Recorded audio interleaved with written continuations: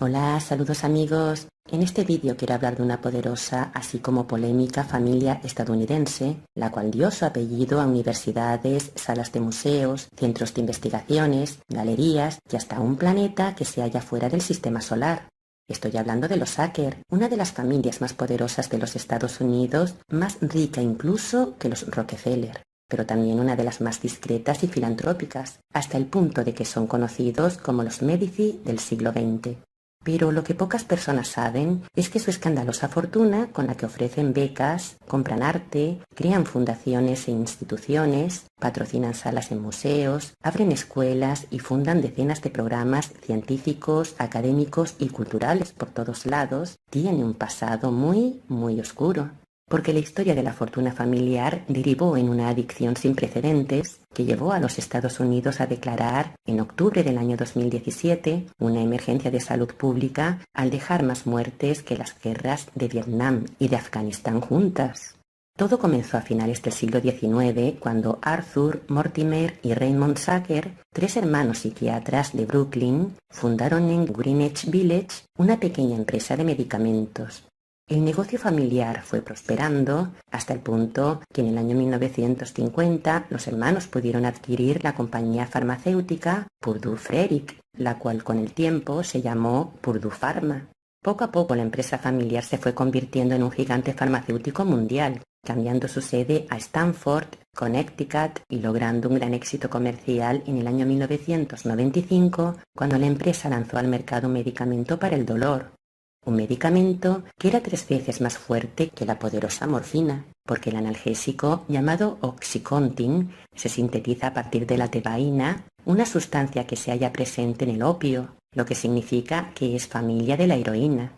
Por este motivo, además de su capacidad para neutralizar el dolor, pronto se hizo evidente también su potencial adictivo, el cual era peligrosamente alto. Sin embargo, el Oxycontin se comenzó a comercializar por todos los Estados Unidos, generándose un aumento de las prescripciones de opiáceos. Porque antes de su aparición en el mercado, era muy raro que los médicos prescribieran esta sustancia, pero fue el mismo gobierno de los Estados Unidos quien aprobó su uso como analgésico para combatir el dolor en enfermos de cáncer. Y esto pese a su enorme potencial adictivo, lo que lo convirtió en el precursor de una epidemia de sobredosis que se cobró la vida de 500.000 de personas entre los años 1997 a 2017. Porque desde su aprobación por la Agencia Estadounidense del Medicamento, varias farmacéuticas se enfrascaron en una empresa de marketing y sobornos para convencer a los médicos de prescribir estos opiáceos. Y tan fuerte fue la campaña de marketing que realizó Purdue Pharma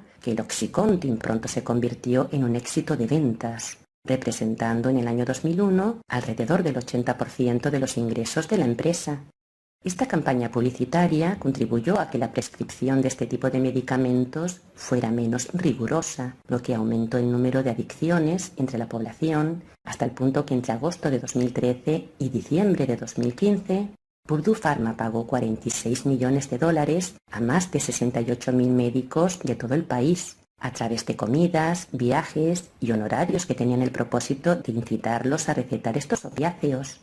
Solo en el año 2012, los médicos escribieron casi 300 millones de recetas, una cantidad que equivalía casi a un frasco por cada habitante del país. Purdue Pharma también organizó congresos de medicina y miles de médicos, enfermeros y farmacéuticos fueron adiestrados en las ventajas de esta maravillosa panacea que acabaría de una vez por todas con el dolor, porque sufrir no tenía sentido cuando una simple píldora bastaba para borrar el dolor y cualquier molestia durante 12 horas. Además, se trataba de un producto que para nada era adictivo. Fue con esta orden, con la orden de que el riesgo de adicción era inferior al 1% y de que los opiáceos eran la solución universal, como fueron reclutados cientos de vendedores, y rápidamente las consultas de los médicos se llenaron de personas que siempre iban a por más. Entonces, los médicos comenzaron a darse cuenta de que a estas personas les resultaba muy difícil desengancharse del medicamento. Pero claro, como en Estados Unidos la salud es un negocio y los enfermos son meros clientes, muchos médicos siguieron recetándolo, por lo que los casos de adicción se volvieron cada vez más evidentes, terminando muchos en sobredosis fatales. Purdue Pharma no solo culpó de la adicción a las propias personas que tomaban el medicamento, sino que, herida por la sospecha, publicitó el opiáceo como un fármaco que reduce el estrés, por lo que las personas se sienten más optimistas, incluso menos solas. Es decir, el dolor no era suficiente y había que recetar también el producto milagroso para sanar las emociones.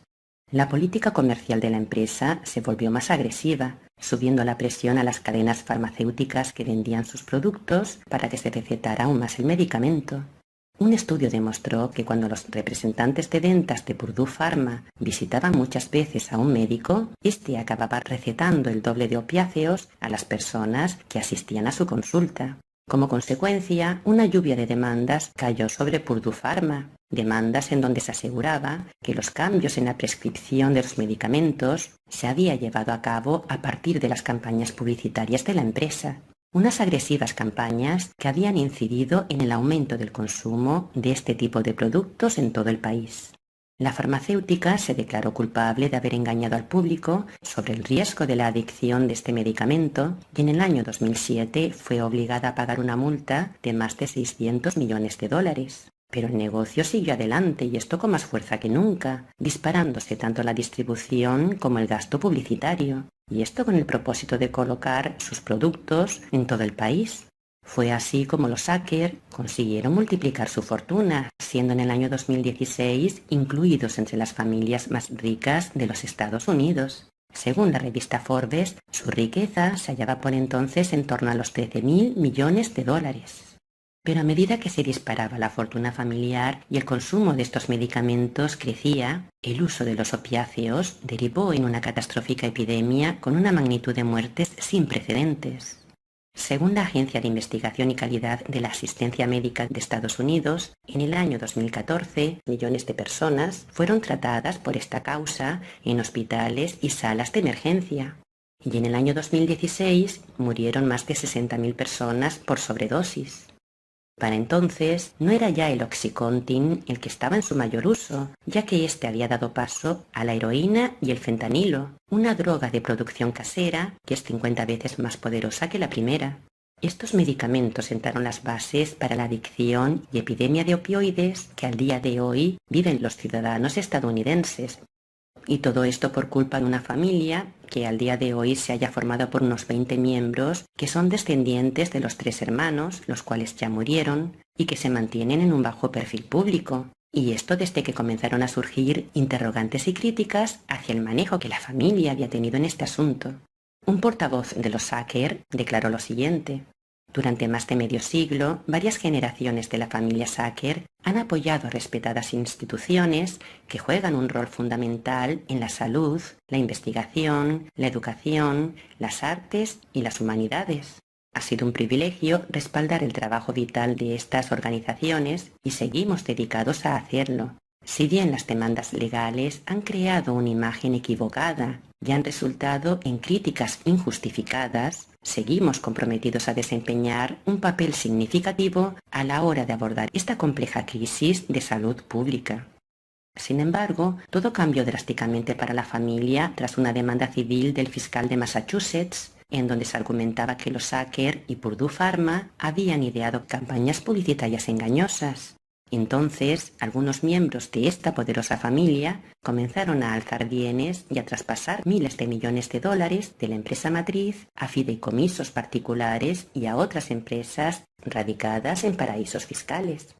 La ola de demandas de estados, condados, ciudades, víctimas y familiares que les acusaban de haber estafado durante años a médicos y pacientes, hizo que la familia, legalmente asediada, estudiara declarar la bancarrota de la empresa, una manera técnica de acabar con ella y así esquivar el aluvión de demandas. Fue en el año 2019 cuando Purdue Pharma se declaró en bancarrota, siendo disuelta tras un polémico acuerdo por el que se acordó pagar 4.500 millones de dólares a las víctimas a cambio de cierto grado de impunidad para los propietarios de la empresa. Fueron muchos los que denunciaron que los Sacker habían recibido una protección especial, una protección que por lo general tan solo se otorga a las empresas que salen de una quiebra, pero resulta que Purdue Pharma ni siquiera había recurrido a una quiebra. Antes del escándalo de los opiáceos, los proyectos filantrópicos de la familia Sacker Habían llegado hasta la Universidad de Tel Aviv, en Israel, la Universidad de Leiden, en Holanda,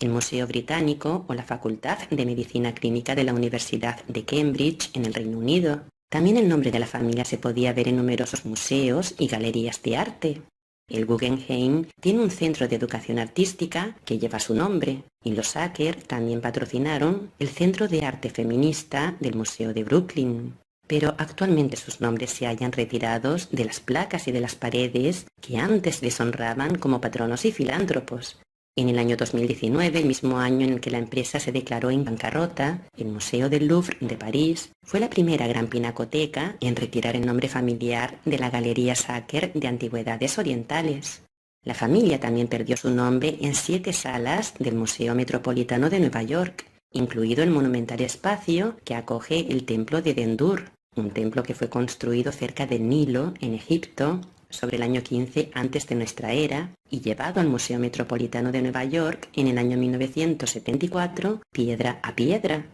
La familia ha perdido todo el prestigio y todo el poder que tenía antes, porque es una realidad que algunas regiones de Estados Unidos, sobre todo rurales y del interior, han sido diezmadas. De hecho, en pueblos de Virginia Occidental incluso se habla de la generación perdida. Tal es así que la epidemia de los opiáceos generada por esta particular familia ya se ha convertido en la primera causa de muerte evitable en Estados Unidos, por encima de las caídas y de los accidentes de tráfico.